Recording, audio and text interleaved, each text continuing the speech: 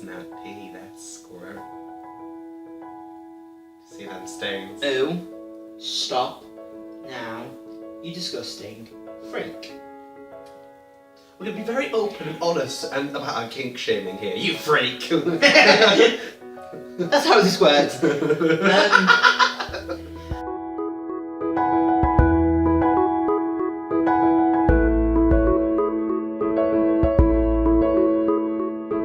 Hi everyone, and welcome to Tina Talks. So I have my daughter again with me, Raven Lunatics. Hi. And she's here to discuss, well, it's a bit of a unusual topic, but it's to discuss the likes of furries and pup play, as she's the biggest, dirtiest slut I know. So I thought she was perfect to speak about this. I am totally kidding. It's just because you do participate in pup play. What we're talking about is pup play, because it's something that you do participate in. I thought you'd be the ideal person to kind of discuss that and kind of talk about what it is and what it entails doing. So for people that don't understand pup play, would you like to kind of give a brief outline to what pup play is? Pup play isn't actually at its whole sexual. Pup play is basically it's actually has a lot of parallels to things like drag, to things like cosplay, in the sense of it's putting on a persona as a form of escapism. It's about getting into a headspace. It's about being able to relax and let go through the form of becoming a pup, where basically most pups have a handler where people interact with them in the same way they would interact with a normal dog. Yeah. For example, belly rubs, scritches, playing with toys, that type of thing. Through that, you get to be able to let go, you get to be able to relax, and just generally have a lot of fun, because you get to basically run around and do things that are really silly, but they're a hell of a lot of fun. Yeah. You can really get into that mindset. Like, I know one pup, Scruff, who gets demonized when he gets into pup space, because he gets so focused, he just does this. And all you can see through his pup hood is just these demon eyes just staring out. And it's adorable, but it's kind of disconcerting as well. But to be fair, you get dogs that are like that. You have certain dogs where you just look at them and they look like they're going to kill you and you're like, oh my god, you're the hellhound. You're a hellhound, but just so cute. You're so cute, I know what I'm Now, one of the things that I know a lot of people question about is the fact that you have pup play, but then you have things like furries, and they're both very animal kind of associated. So the first question I've kind of got that I kind of would like you to kind of explain is, what is the difference between furry and pup play? And can they be linked together? Are they separate? I would say the biggest difference between furry and pup play is the same difference as there is between cosplay and drag. In the same way, in fact, the difference between drag and furry and cosplay and drag and pup play, they're all kind of similar veins of using a persona for escapism to get into a headspace. At least for me, the thing about pup play is the same as a lot of other things. There is no, this is the gospel of pup play, the book of Scruff, the book of Spot, I don't know. As far as where there are very few, I've never met any or heard of any, but you never know, there might be them out there who wear fursuits as pup play. Yeah. As far as I can tell, furries, at least furries who wear fursuits, obviously not all of them do. Yeah. It's more about the act of creating your character, giving it personality, and it becoming like another part of you. Yeah. Whereas with pup play, for some pups, it's just a way of escapism. For some pups, yes, their pup self becomes part of them, but I wouldn't say it is the same as furry, because, well, you're not trying to become the thing, you're just trying to act like it. Yeah. I don't think it's very clear. No, I think that I explained it quite well. Unfortunately, I think the biggest problem here is I'm not a furry myself, so unfortunately I can't say this is Discuss what that furry is, because it's it's just a case that you know of it, so you can No, I know of aspects it, of and it is a big question of why pup play and furry not the same thing. It's kind of, some people have heard it described as pup play as an extension of being a furry, in the sense that furries is making animals more human. Yeah. Whereas pup play is making humans more animalistic. Yeah. In that sense. In the sense of you're embracing the more animalistic, more primal parts of your brain and turning off the complicated bits like worry and overthinking, being stressed, and all these type of things. You just don't have time for them because you're like, what is that thing? That's a laser pointer. I don't like this pointer. What's it doing? Where's it going? You know, like that type of like daft thing. It's so entertaining to watch. If you know anyone that is into pup play, seriously, you don't necessarily have to become a handler. Just get a laser pointer. Just get a laser pointer. Not expecting it. Shine it behind. Or any kind of shiny object. object. If they're talking to someone, just shine it right behind the person they're talking to's head, and just move it, and you'll see. If they're like a lot of pups at first will be like, oh, it's a laser, and then their pup in a pup will start to be like, what's that? And you'll see their eyes start to flicker. And most of them can't control it, but you will see the eyes like following it. But And for me, it's more the case of how pissed off they get afterwards once you stop doing it, because they know that you're almost taking the mick out of trying to wind them up.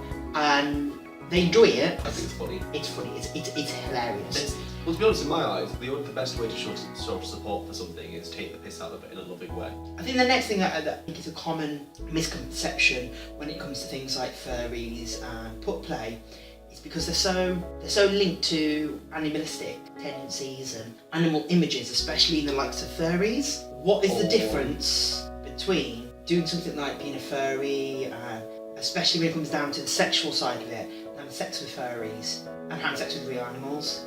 Is it not still the same thing? So are we not allowing people to express their interest in having sex with an animal? Well, can an animal consent? They Well, can't. no, Well, yeah. no, No, that's what I mean. An No, they animal can't, can't yeah. consent. A person dressed as an animal can. Mm-hmm. And in purest form, regardless of the rest of it, that is the most important distinction, is the fact that the animal cannot legally consent, but a person can. That is the most purest form.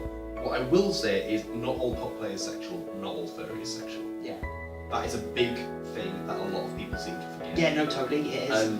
To be honest, pup play at its core isn't sexual at all. Neither is furry. Pup play is, as I said, about escapism. Furry is, I'm assuming, about escapism, about love of characters. What I would say is it's different. It's completely different to any forms of people saying, oh, it's linked, it's counted into bestiality. Well, it's not, because it's a person. It's quite clear it's a person. Yeah. There is, like, you would have to have a really, really good imagination and a really good fursuit and a really good set of pup gear if you wanted to pretend to be fucking an animal.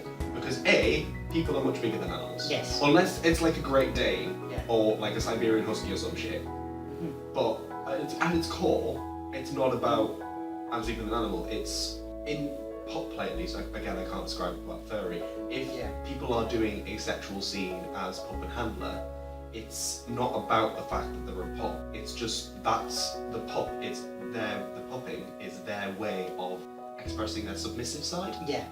And the handler is their way of expressing their dominant side. It's but kind of similar to the whole master-slave thing, except, at least from my experience and from my personal understanding, again, this is not back to everyone, handlers tend to be a bit more caring, a bit more gentle than masters, and puppies tend to, well, I would say a lot of puppies do get punished in the same way a slave would, but it's more, at least the sexual scenes, what I've seen on Twitter and other things, it's more based around, well, it's kind of a lot of actual dog training techniques come into it, where it's like positive reinforcement, negative reinforcement, whereas with just a slave, it's you do this because I say so, it's you do this because I want you to do this and you should be wanting to please me. It's more about the difference between dominant and submissive. And it's just how you fit into those roles. It's nothing to do with animal. Furry has less of that, I'm assuming. So, as someone that is quite frequent on the pup scene, because it's something that you've been quite frequent. No, but it's something that you're quite new at it, but it's a case something of I'm actively engaged. You're actively engaged in. What is the scene? How big is it? Is it growing? What is the pup scene? Where is the pup scene? How, if someone's watching this and is interested in pup play and stuff, how do they get involved in it? Twitter. 100%. Like, everything this day and age, if you're interested in something, go on Twitter, you'll find it. Honestly, or Tumblr. Honestly, no. Or Instagram. The thing with pup play is most pups. I'll talk about my pup. The way I got into pup basically was I was interested in it because of things that's in the internet. I spoke to a personal friend who was interested in it. He introduced me to it a bit more and then basically said, we're going to this social. So we went to the pup social, which is in Birmingham every 2 months. The last one I attended, the current one is actually, as we're filming, it's happening right now. Which is kind of sucks because I would love to be there. But it's the last one I attended. There were 110 pups there, pups and handlers. It's held in Bolts or Underworld in Birmingham. It's an interesting event because despite being held in a well, for lack of a better word, a sex sort of, it's actually a sexist banned event. The After Dark event is kind of it's kind of official. It's a way of allowing the slightly dirty side of pub play to going into it where there is still no sex, there is no intercourse of any kind. I think the official term they use is no erect nudity. Right. However, they've recently imposed a policy where you're only allowed to play in any form in certain areas, because the important thing about the social is the tagline, social, not sexual. Yeah. It's super important. As a pup myself, I would never have gone and become interested in pup play had it been an event where I walk in and there are people fucking everywhere, and I couldn't have done that. That would have been terrifying to me as a new pup. Oh, no, and I know most pups are the same. They come along to experience pup play and pup space, not to go and find someone to put the dick in. Yeah. Or vice versa. Something that you told me about quite a while ago, the pup scene in Manchester is something that is growing quite rapidly. However, there is a pup scene in London, and there is a bit of competition going on with that. Elaborate on what's happening with that. The pup scene is growing across the country and across the world. There are more and more pups in America, to the point where it's actually being started to be recognised as a thing. Like, there have started being news articles on it in various gay publications. Yes. Basically saying, pup play is suddenly a thing, oh my god, there's pups everywhere, what the hell? And in fact, to be honest, pretty much any city you go in Grindr, you will now find a pup. Yeah. Everywhere I've been, and I've checked Grindr, there have been pups. So it's something that I totally agree with. I've noticed myself with pup play that it is something that is growing so rapidly, and you are finding things like you go on Grindr and there are pups all around you now. People that are it's almost like they're admitting and coming out as a pup. It's something people are actually doing now. That is socially, it's again one of the things that not many people understand. Because it is something that is so new, people are still almost coming to terms with the idea of it and everything.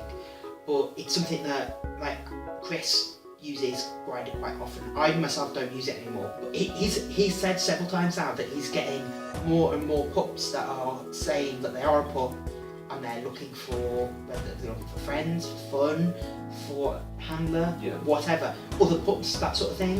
And he's socialising on Grindr a lot more with other pups. It's becoming something that is just a part of cat culture. So I think the whole point of this episode is the fact that pup play is new kind of culture that's growing rapidly. It is out there. If you're interested, get yourself on Instagram and Twitter, where you're going to find a lot more pups out there worldwide now.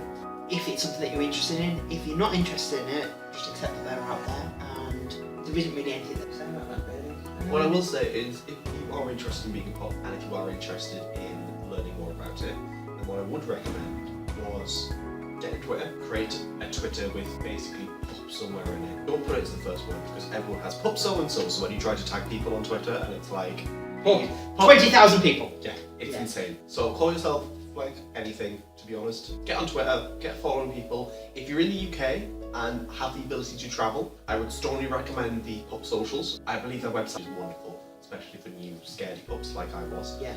I would also recommend Recon. If you are on Recon, basically create a pup account or add pup play to your list of interests. You will probably find people on there. Other than that, I would just say get out there. Don't just sit and go, oh, I'm into pup play and I'm never leaving the house. Actually, the only way to know if you're going to enjoy it is to just throw yourself in the deep end. Definitely. My first true pup experience was at the Pup Social, surrounded by 60 other people who were all much more experienced than I was. I was terrified, I had no idea what I was doing, and I had the time of my life. So I would strongly, strongly, strongly recommend, just be brave, bite the bullet, throw yourself in on it. You're not going to have the gear, you're not going to have the knowledge, you're not going to have the experience, you'll just be around by other people who do, and they will all be willing to help. So just take the plunge. Another one of the perks of being a pup is you do get your own pride flag. Like, not free, but there is a special pup pride flag, which is kind of adorable, because it's like black and blue and white on it. That's everything for today's episode, so thank you very much for watching. Stay tuned, there will be a lot more of these shows coming up soon. Let Tina know if you want more of me, because obviously I'm so amazing. You will obviously want me every episode forever. Bye! Say goodbye to the camera. Bye! Save me! Bye! Bye! And then we'll do the typical drag thing where